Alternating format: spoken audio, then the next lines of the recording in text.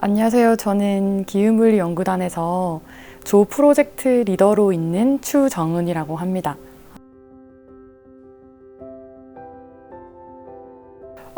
어렸을 때부터 제가 지구과학을 굉장히 좋아하긴 했거든요.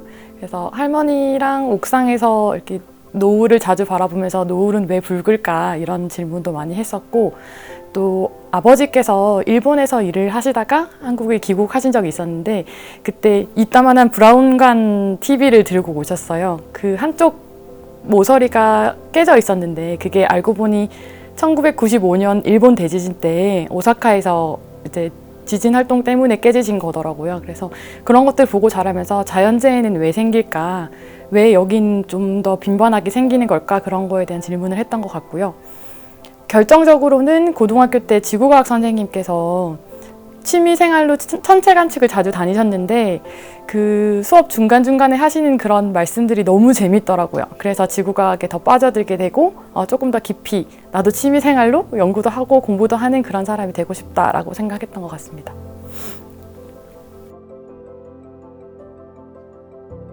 네, 19세기 이전까지는 날씨를 넘어선 기후의 개념이 있다. 조금 더 길게 장주기로 변하는 기후라는 것이 있다라는 개념만 이해하는 정도였고, 실제적인 기후 변화에 대한 연구는 19세기부터 시작했다고 얘기할 수 있고요. 1세대의 19세기 초반에 있었던 연구는 이제 조금 더 지역적인 기후라든지 아니면 고기후라든지 그런 거에 한정되어 있었고, 19세기 후반으로 넘어가면서는 기후 변화를 일으키는 주범이 무엇인지에 대한 다양한 이론과 가설들이 제시됐었고요. 그리고 1970년대부터 시작해서 현대까지 기후 모형을 이용한 기후 모형에 대한 발전이 컴퓨터의 발전과 함께 굉장히 많이 진행이 되었었고, 최근까지는 이제 IPCC 보고서처럼 인간 활동에 의한 기후 변화가 어떻게 이루어지는지에 대한 연구가 활발하게 진행 중입니다. 현대 기후 변화에 대한 연구의 대표적인 사례가 기후변화에 관한 정부 간 협의체 IPCC 보고서라고 생각을 하고요. 그 IPCC 보고서의 근간이 되는 게 관측 자료도 있지만 모형 실험이라고 얘기할 수 있거든요. 이 모형 실험을 처음으로 만든 분이 바로 최근에 노벨 물리학상을 받으신 분 중에 한 분이신 수키 마나베라는 교수님이십니다. 그분이 쓰신 1967년 논문이 이 모든 지구 모형의 시초라고 할 수 있을 것 같습니다. 미국의 토네이도 길목이라고 불리는 지역이 있어요. 대평원 지대가 있는데 매년 4월, 5월, 6월이 되면 토네이도 때문에 몸살을 앓는 그런 지역이거든요.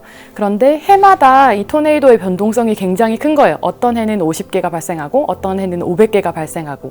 그래서 저희는 빠르게 변화하는 봄철 기후에 집중을 해서 해수면 온도와 어떤 관계를 가지는지에 대한 연구를 진행했었거든요. 그 전까지는 한 1주에서 2주 정도로 이제 낮은 예보로 토네이도 예보가 가능했거든요. 그래서 이 연구가 적용이 된다면 토네이도 예보가 수개월 정도 더 앞당겨질 수 있을 것으로 예상됩니다.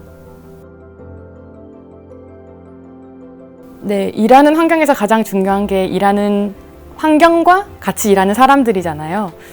근데 IBS 같은 경우는 자체적인 슈퍼컴퓨터가 있기 때문에 그런 컴퓨팅 리소스가 충분하다는 점이 큰 장점이라고 생각하고요. 또 같이 일하는 동료분들이 산불, 동굴, 동위원소, 그리고 고기후라든지 아니면 휴먼 마이그레이션 이렇게 굉장히 다양한 분야의 연구를 하고 있어요. 그래서 그분들과 함께 일하고 다른 시야를 넓힐 수 있다는 것이 저희 연구소의 장점이라고 생각을 합니다. 연구자로서의 목표는 취미생활로 연구하는 연구자가 되는 거거든요. 취미생활로 한다는 게 너무 재밌어서 빠져들고 시간 가는 줄 모르게 하는 그런 거잖아요. 근데 학회 같은 데를 참석하면 발표하시는 분들 중에서 이 연구가 너무 재밌어 죽겠는 그런 사람들이 있단 말이에요. 저는 그런 게 되게 멋있어 보이더라고요.